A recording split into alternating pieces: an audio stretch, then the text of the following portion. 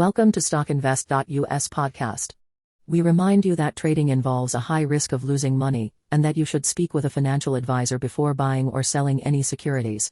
You should not base your investment decision upon StockInvest.us. By using the information provided, you agree and are held liable for your own investment decisions. Hi and welcome to StockInvest.us podcast for week 47. In last week's podcast, I predicted a red week for the markets. Dow Jones fell by minus 1.36%, but Nasdaq was up by more than 1%, driven by the big tech companies Apple and Microsoft. I was wrong with the analysis of Apple and Microsoft, and even Tesla held much stronger than anyone could believe, despite Elon Musk selling shares. On Friday, another insider sold in Tesla. How will this affect Tesla in the forthcoming week? We'll get back to that shortly. Last week's trade in Alexis, how did it go? How did Ocugen go? We will also get back to that. But first, as usual, we will always start with the markets and the week ahead of us. What can we expect? What are the things to look out for?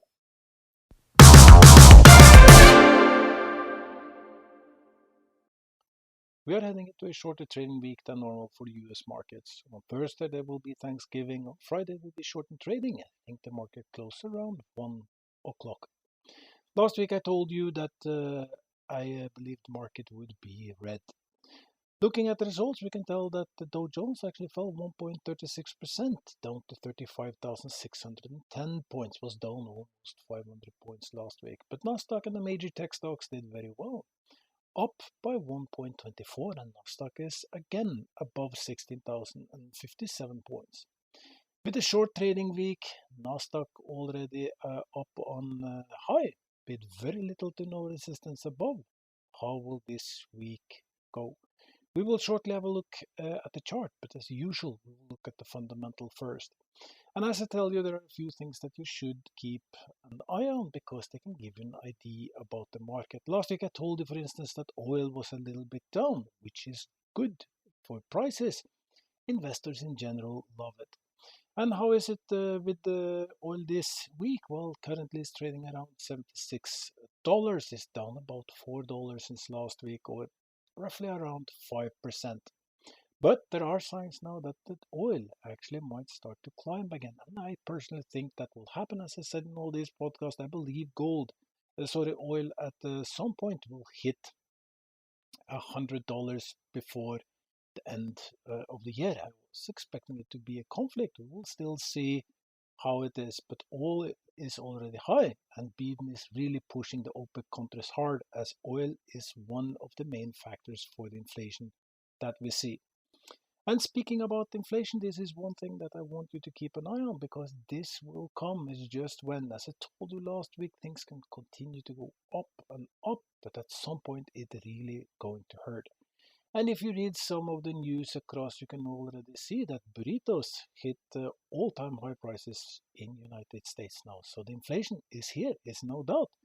But the users, the consumers, are still not properly reacting to it. But for every single day, I expect to see more news about it, how it really starts to hurt the common family, the common investor, and this will eventually put the pressure on Fed. Fed been very resilient to increase the interest rates. At some point, they have to do something before this inflation really goes into hyperdrive and cause a bigger problem than it already is doing. And I think that will happen. A lot of people agree with me. We are heading in for hyperinflation.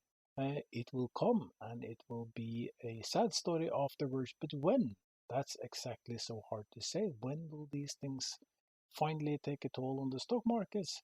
As I told you last week, will it be this week, will it be next week? It is very, very hard to say, but we are getting closer to it. And the one number that you should follow is, of course, the 10-year Treasury Yield. But last week, it was more or less unchanged. It's still at 1.54. The 10-year Treasury Yield just measured the interest rates 10 years ahead, the expectations for the interest rate 10 years ahead. And this is one of the things that if it starts moving, for sure, market will follow. So keep an eye on it. And while doing that, you can also keep an eye on the gold price. And gold last week ended at $1,847 after losing $18 over the week. But as I told you before, I still believe gold will hit 2000 before Christmas. Gold is considered one of the safe havens, and if investors feel that inflation will be too problematic, you will see money flow into gold. And as I said before, during the next 10 to 11 months, I think that we will see gold as high as $2,500. So these are three things that is nice to keep an eye on: oil, gold, and 10-year Treasury yield. And of course, there is many, many more if you are deep into the markets.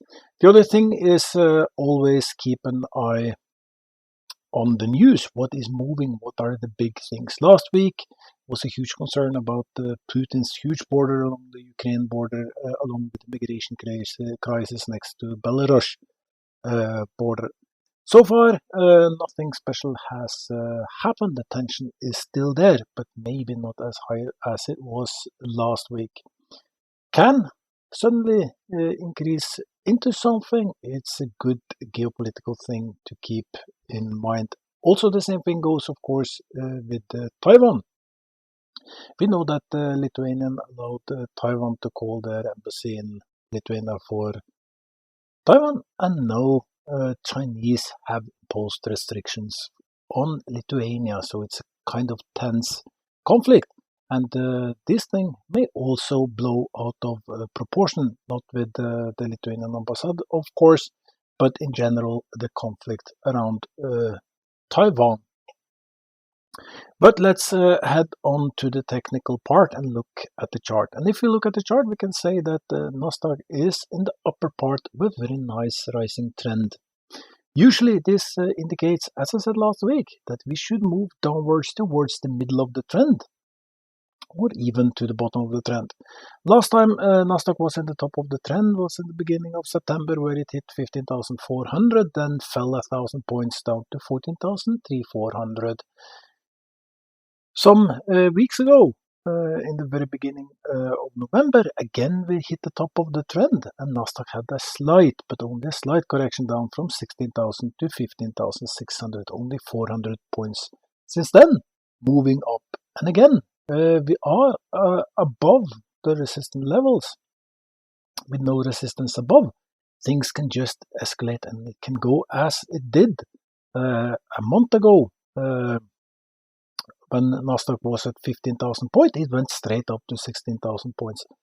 I told you before, between these levels, like 16,000 to 17,000, things can go very fast.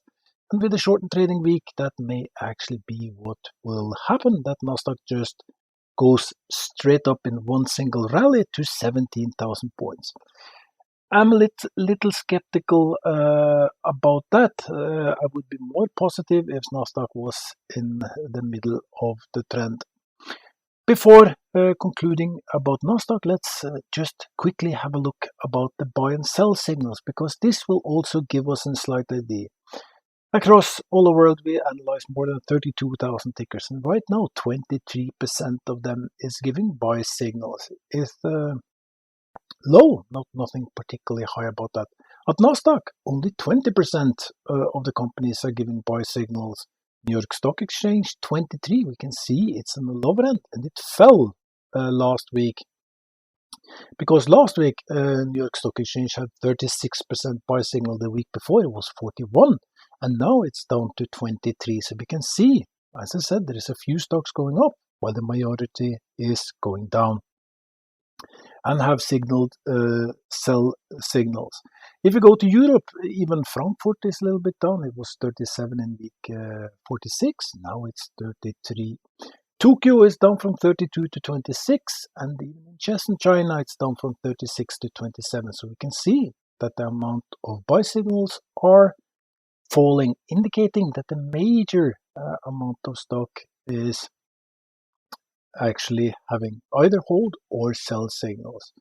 And that brings us back to the chart again. We are, as I said, in the upper part of the trend. You can do this yourself. Go to StockInvest.us, type in the ticker Exigam, and you will see exactly what I mean. With good support below, between 15,800 and 16,000 points, I don't think that we will have any real scare unless there is some external thing causing it. I don't manage to see anything in the movements, the market movements as such, indicating that we will have a huge fall. There is good support, as I said, between 15,800, 16,000 and 15,600, 15,400, 15,200. For a short trading week ahead, I think that the lowest we will see in Nasdaq is 15,600. I think that could happen. Ideally, I would say that the market should push upwards today, tomorrow, and fall for the last part of the week. But as we know, Thursday is closed. So it might very well that it just push upward, but I don't think it will push too hard upward, maybe upwards to around 16,300. And if Friday will be red, it should head down back somewhere to the top of the trend around 16,000 where it is today. So all in all, everything indicates that we might have a more sideways movement the week overall, from the beginning to the very end. Up in the beginning, down in the end. Having said that, I will stick to the idea that we will have a red week for the market as such, not only the Nasdaq, of course, but the market as such, that we will head into the third straight red week, and that we might see a larger fall in some of the bigger companies. Maybe not today, could be tomorrow and Wednesday, so hard to say. For Nasdaq itself, moving sideways ending the week, probably just a guess. My guess is that it will end the week around 15,900, so somewhere close to where it is today. Up in the first part of the week, down in the last part of the week. And that brings us to the stock analysis. We will do a quick analysis of Apple, Microsoft, Tesla, and of course look into Bitcoin, Dogecoin, before we will end the podcast with the portfolio and of course the stock tips of the week. But the very first, the stock analysis.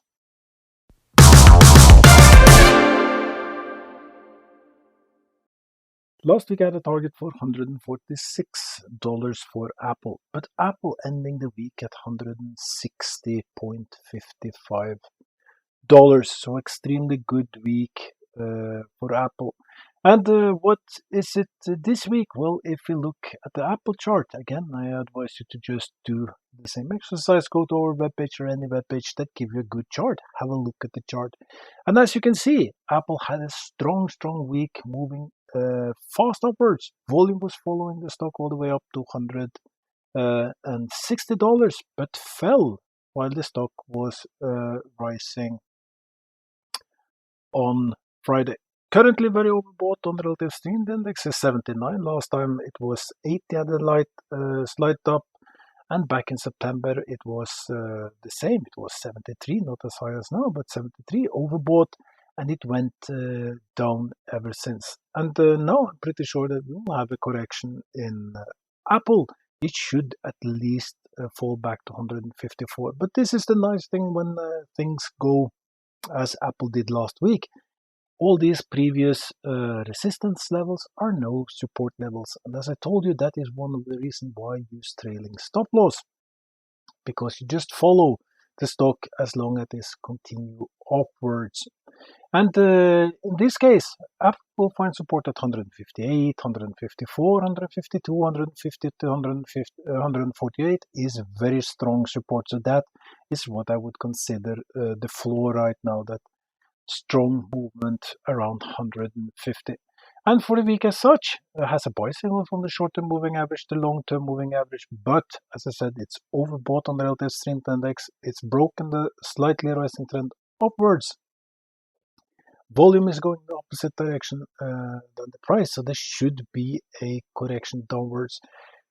But I don't think it will be way too huge. Actually, I think it will be down towards 152, 154. Very low should be 152 for the week, while it can, on a very good opening, go as high as 165. And of course, if markets get frantic, it could even push to 160. But for this week, I'm pretty sure it will be a red week. Last week's target of 146 doesn't seem likely anytime soon, simply because, as I said, it broke up through all the resistance. Now this is support levels. And I think that it will slide downwards ending the week at the support anywhere between 152 and 154.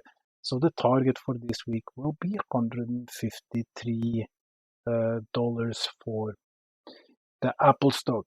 And the movements after that will be hard to say, but it's a good thing when it did. As I told you last week, it was moving sideways between 148 and 152, so it would minimum go $4-5 when breaking up from this rectangle formation. Exactly that happened, and in all these cases, usually it falls down back towards top of the rectangle formation before moving upwards. So somewhat the same is currently indicating in Apple that it should fall downwards to, as I said, 152, 153, 154, somewhere around there.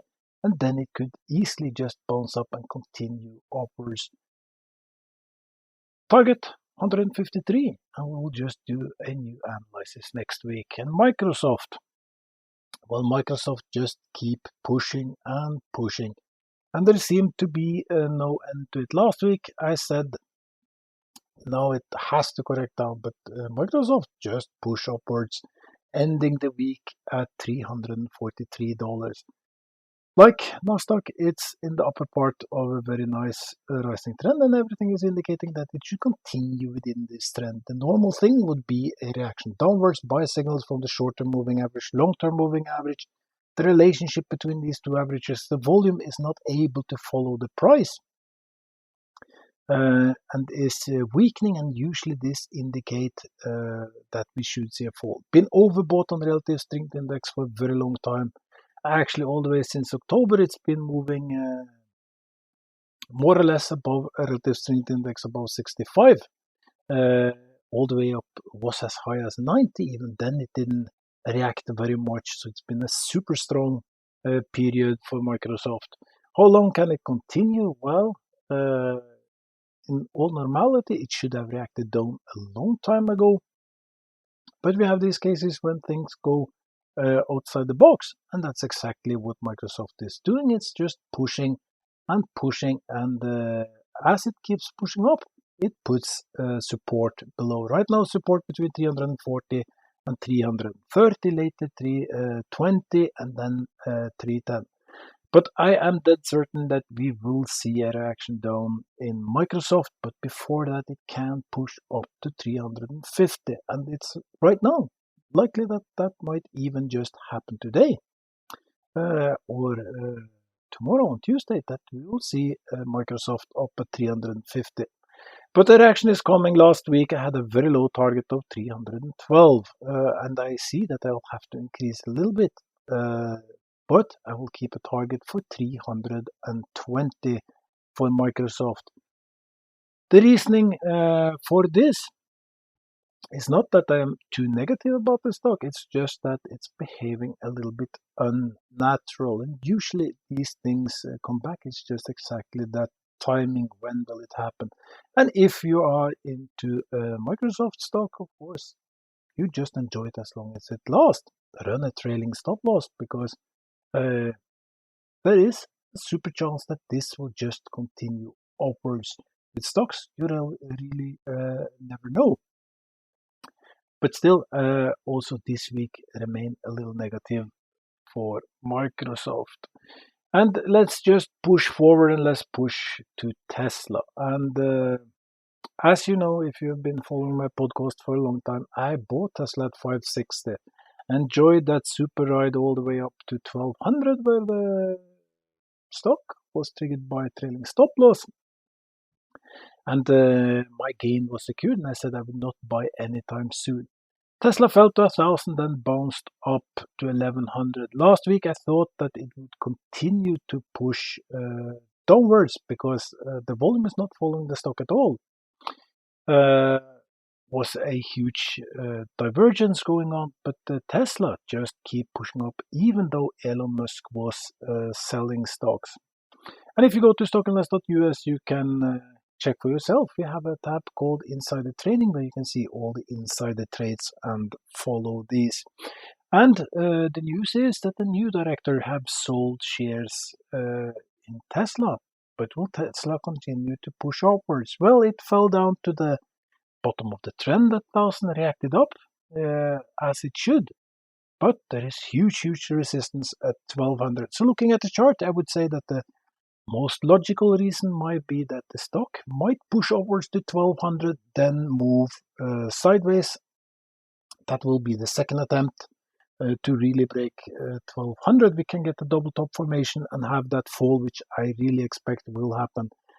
Because in my opinion, we should see Tesla downwards to at least 800 sometime soon. As I said, I will not buy before we have that type of correction. Where will it be by the end of the week? Last week was way too low target, 880. Very strong support at 1000. Few trading days. But I will stick to the idea that Tesla should move downwards despite having buy signals from the short-term moving average, the long-term moving average. I think that the divergence in volume is the telltale. The air is slightly going out of the balloon, and we will have that correction downwards. But before that, just mark my words, it can go up to 1200 in the early part of the week and stay very nice between 1000 and 1200 for the week as such. But I will keep a negative target. I will actually keep it at 880, which was last week's target, with the idea that we should see Tesla push downwards from that all-time high at 1200. And that brings us very rapidly into the Bitcoin.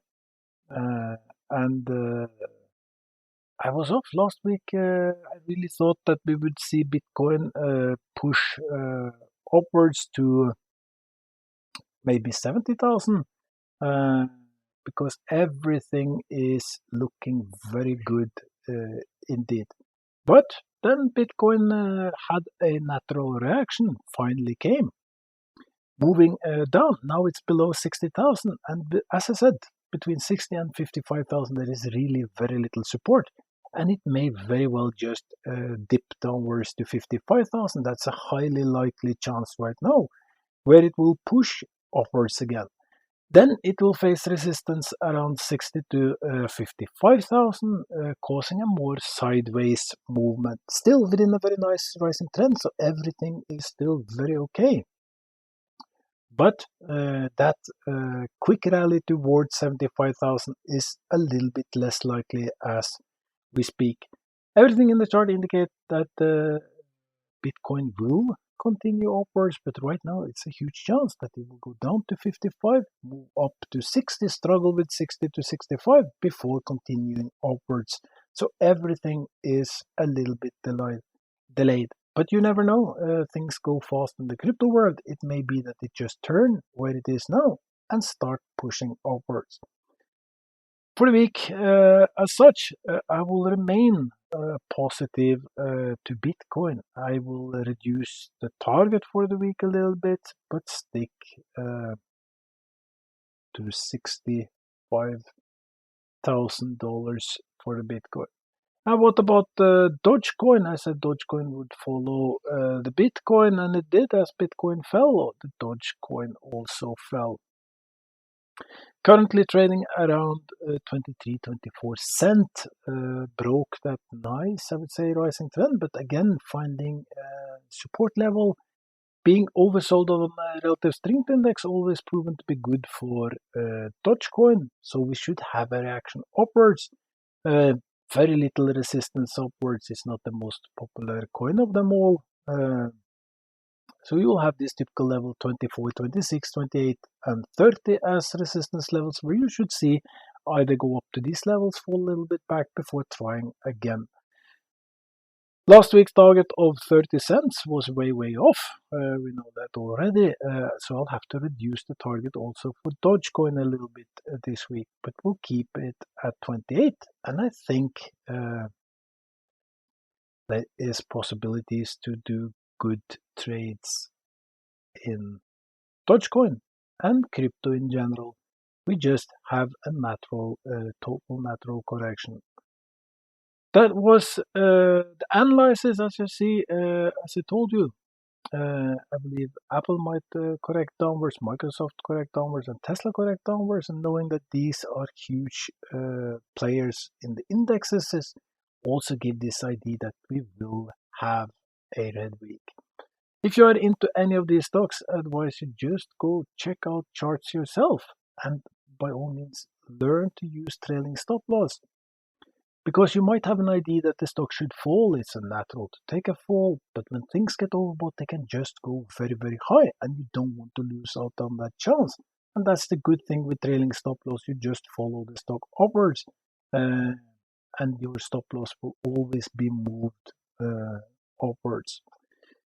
We are heading to the very last part of this podcast, and in the very last part, we will look at next week's trading tips and have a quick look into the high risk portfolio.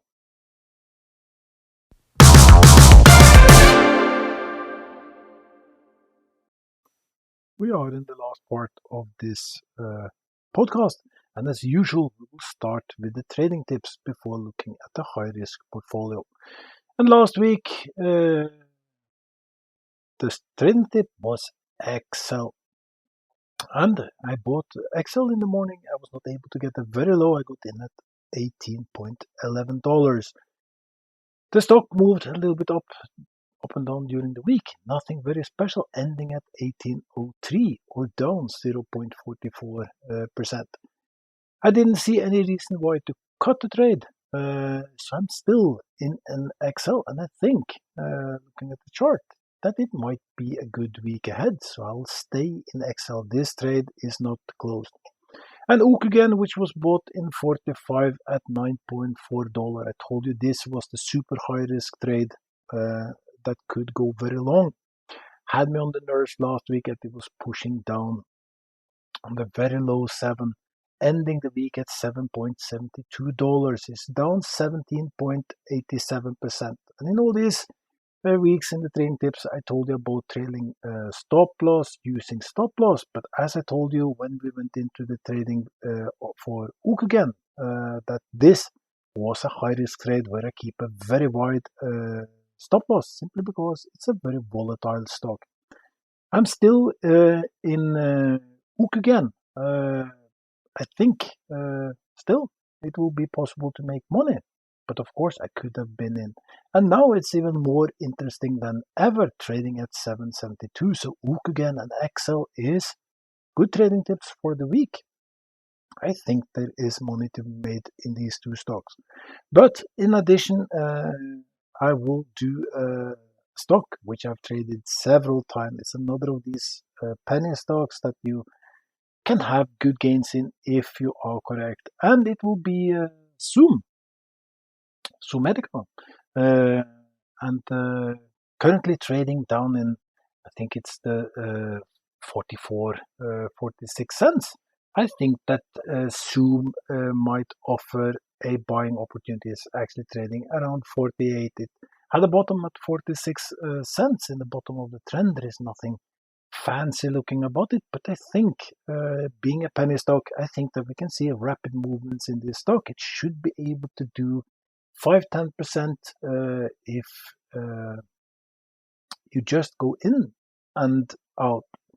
Finding a pivot bottom at the relative strength index at 43 should move upwards. Finding a first resistance at 50, later at 52, 54, 56, and 58.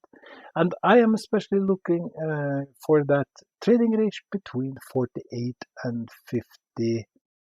Let's say 56, 57, 58, somewhere around there. And if you turn that into percentages, quite many percentages. So I hope to do at least somewhere between 10 and 15% in the Zomedica trade. I consider the risk on the downside to be very low. So that will be the new trading tips for the week. So a quick recap. Ocugen, I think Ocugen is at a very good level, extremely high risk stock. So can go very much up and down. You need to keep a wide stop loss, but be prepared. This is the place where you can lose money. Excel is Excel, currently trading at I think that also is a good option. I bought it last week. I still stay in it. And I think that I will be able to close it with some good profit. The new trade will be America. I will try to get in very early today. Expect that I might fall down to 45. You never know with these penny stocks, but that it should be able to do a swing trade upwards to around 56, 57, 58 cents. These were the trading tips. Currently, we have 9 trades in profit. We have 5 in losses, and the losses are very limited because we use trailing stop loss. Hopefully, we will close a few of these open positions during the week. We will see. As I said, it's a short week. But if some of them move very fast during the first few days, they might be closed depending where them is. Again, I'm hoping to do a good trade in Ocugen. Have a future target for Ocugen. Excel, I expect to see 5-10%, and Zoom anywhere between 10 and 15%. So these are the things that I will try to trade for in these 3 open trading. Zoom to be bought today when markets open. And that brings us to the portfolio, and the portfolio is at the very last stretch. I'm in closing position in this very high risk portfolio. If you're a new listener, I will just do a quick recap. I have several portfolios: oil portfolio, low risk portfolio, but since Christmas we've been following the high risk portfolio of mine. In this portfolio I had several stocks. I was closing Atos with 95% gain. I was closing Energy with 95% gain. Ocugen, previous trade in Ocugen, bought at $8.72, sold at $17.1, made me 96% gain. XPAP 7% gain. Had a little loss in the trade in Apple and Microsoft.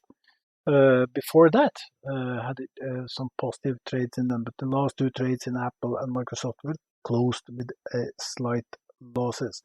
Right now, I keep open the Fusion Pharmaceutical. It might turn into a disaster because it's currently trading at 38 cents. Been trading this stock on and off for more than a year, made extremely good money, but should have been closed a little bit earlier. NEO trading at 38.66, still open. I think that will be a good trade. It's the new green deal. But it's been moving, have to be honest about that. It's been moving slower than I expected. At these times I was expecting to see NEO somewhere around $50 to $60, but currently trading under $40. But we will see if NEO doesn't start to move soon. Petrogeo Service remains in portfolio. Abus also remains in portfolio, currently at 330, so it stays. These positions will be closed. As I told you, I'm closing down. I haven't been buying new stocks as I've closed down because I think the risk market is too high, and this high risk portfolio, because this, as I say, is a high risk portfolio. These stocks, which is very volatile, move much, and you stand to lose much if markets go the wrong way. So whenever they move, I will just close them, and I hope to see that they are all positions are closed by Christmas, and we can do a final evaluation of the high risk portfolio, which we've been following for since Christmas. But so far, it's in a huge gain. But we have some red unclosed positions, and when will they be closed? After New Year, I might set up a new portfolio which you can follow from the very scratch. We'll get back to this as it's only some 15 weeks left of this year. Sorry, 5 weeks left of this year. That, my friends, is the end of this podcast. Lately, I haven't been giving you too many trading tips, because I feel sometimes I repeat myself. The idea of this podcast, the idea of our webpage, StockInvest.us, the videos that we give you, well, that's a good idea. You should check out. We made a very nice video about AMC, where the idea is to give you an insight in what is the company doing, because you should know the trade that you do. You should know the things about the company you trade in. So we made a very nice video about AMC, which you can check out. You will learn a lot having a look at that video. It's very good in my opinion, and we will continue to push more videos to help you understand the companies that you are trading. Of course, we start with the bigger ones and slightly move into smaller ones. We also give very nice videos with lots and lots of technical information, also fundamental information to help you. Our idea is that we want you to reduce your losses, increase your gains. To reduce your losses, you use trailing stop loss, etc. And to increase your gains, you do the same thing. You use, of course, trailing stop loss, but knowing your company, knowing where is your stock in the chart, in the trend. Is it at the bottom of the trend, the top of the trend? Because if it's in the top of the trend, the normal reaction is downwards. So should you buy in the top of the trend? Maybe not. You should maybe buy stocks which are in the bottom of the trend. At our webpage, StockInvest.us, you will find lots of lists. You will find pivot bottom lists, possible runner lists. You can do your own list, put in our ultimate tool list. You can put in your own selections for exactly what you want. So that's the name of the game. Reduce your losses, increase your gains, and don't always aim for these 50 or 100%. If you're able to manage 5%, keep accumulating. You will see your portfolio grow. So with the wish of a very nice week, and if you are US listeners, I hope you will have an excellent Thanksgiving. Join and be together with your family. Anyway, we will be back in just a week and see how did we do with the predictions and the tips for this week, and look into that week ahead of us. Have a nice time. Bye.